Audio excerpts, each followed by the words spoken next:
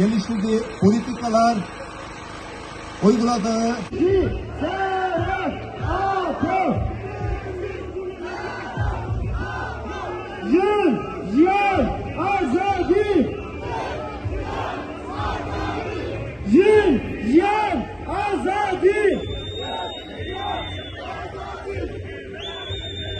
Freiheit für Öcalan! Friede in Kurdistan! 20. Jahres des internationalen Komplotts.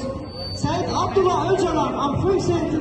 Februar 1950 Anwälte aus Europa und rund 2000 Anwälte aus der Türkei und Nahen Osten haben der türkischen Justiz